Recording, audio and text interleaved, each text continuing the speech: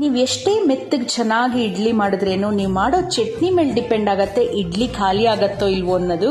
ಇವತ್ತು ನಾನು ತೋರಿಸ್ತಾ ಇರೋ ಚಟ್ನಿ ಒಂದ್ಸರಿ ಟ್ರೈ ಮಾಡಿ, ಬೇಗ ಬೇಗ ಇಡ್ಲಿ ಖಾಲಿ ಆಗತ್ತೆ. ಇದಕ್ಕೆ ಒಂದು ಬಾಣಲಿಗೆ ಎಣ್ಣೆ ಹಾಕಿ, ಒಂದು 3 ಈರುಳ್ಳಿ ಉದ್ದಕ್ಕೆ ಹೆಚ್ಚಿರೋದನ್ನ ಹಾಕಿ, ಹಸಿಮೆಣಸಿನಕಾಯಿ ಖಾರಕ್ಕೆ ಹುಣಸೆ ಹಣ್ಣು ಹಾಕಿಬಿಟ್ಟು ಫ್ರೈ ಮಾಡಿ ಎತ್ತಿಟ್ಕೊಳ್ಳಿ. ಅದೇ ಬಾಣಲಿಗೆ 1 ಸ್ಪೂನ್ ಎಣ್ಣೆ ಹಾಕಿ 1 ಹಿಡಿ ಆಗೋಷ್ಟು ಕೊತ್ತಂಬರಿ ಸೊಪ್ಪು ಹಾಗೆ 4 ಎಲೆ ಪುದೀನ ಹಾಕಿ ಫ್ರೈ ಮಾಡಿ ಅದನ್ನು ಎತ್ತಿಟ್ಕೋಬೇಕು.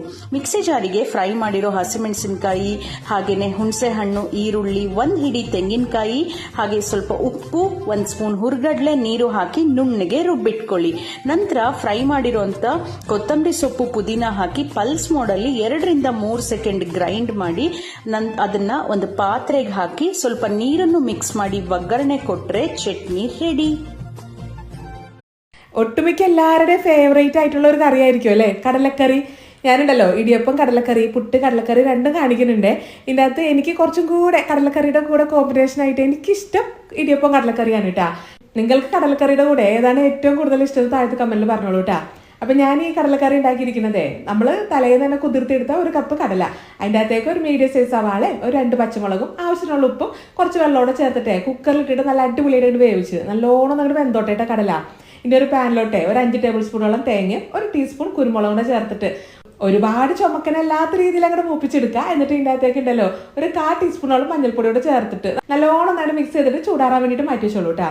ഇനി വേറൊരു പാൻ എടുത്ത് ചൂടാക്കിയിട്ടേ അതിൻ്റെ അകത്തേക്ക് വെളിച്ചെണ്ണ ഒഴിച്ചിട്ട് കടുകും പെരിഞ്ചീരകം ഇട്ടങ്ങോട്ട് പൊട്ടിച്ചു കൊടുക്കണം. എന്നിട്ട് ഇതിൻ്റെ അകത്തേക്ക് ചതച്ച് വെച്ചിരിക്കുന്ന 1 ടേബിൾ സ്പൂൺ വീതം ഇഞ്ചി വെളുത്തുള്ളിയിട്ട് മിക്സ് ചെയ്ത് കൊടുക്കുക. എന്നിട്ട് ഇതിൻ്റെ അകത്തേക്ക് നല്ല പൊടിയായിട്ടായിരുന്നു ഒരു പകുതി സവാള കൂടെ ചേർത്തോളൂ കേട്ടോ.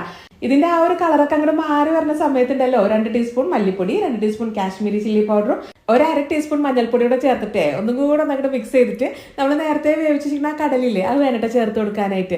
എന്നിട്ട് ഇതെല്ലാം കൂടെ നല്ലോണം അങ്ങോട്ട് മിക്സ് ചെയ്തിട്ടേ ചില കടലൊക്കെ നമ്മൾ ആ ഒരു കയ്യിൽ ഉപയോഗിച്ചിട്ട് നല്ലോണം നമ്മൾ ഉടച്ചു കൊടുക്കണം, അല്ലാണ്ട് മിക്സിയിൽ അടിക്കേണ്ട കാര്യമൊന്നും ഇല്ലാതെ. ഇനി ഉണ്ടല്ലോ നമ്മളുടെ ആ ഒരു തേങ്ങ കുറച്ച് വെള്ളത്തോടെ ചേർത്തിട്ട് നല്ല മഷി പോലെ അടിച്ചിട്ട് നമ്മൾ ഈ ഒരു കറിയിലോട്ടായിട്ട് ചേർത്ത് കൊടുക്കുക. നമ്മൾ കറിയുടെ ഗ്രേവിക്ക് അനുസരിച്ചിട്ടേ ഇതിനകത്തേക്ക് കുറച്ച് ചൂടുവെള്ളത്തോടെ ചേർത്തോളൂ കേട്ടോ. ഫൈനൽ ടച്ചപ്പ് ആയിട്ടേ കുറച്ച് കറിവേപ്പില, ഗരം മസാല പൊടിയോടെ ചേർത്തിട്ട് ഒന്നും കൂടെ അങ്ങോട്ട് മിക്സ് ചെയ്ത് നല്ലൊരു തള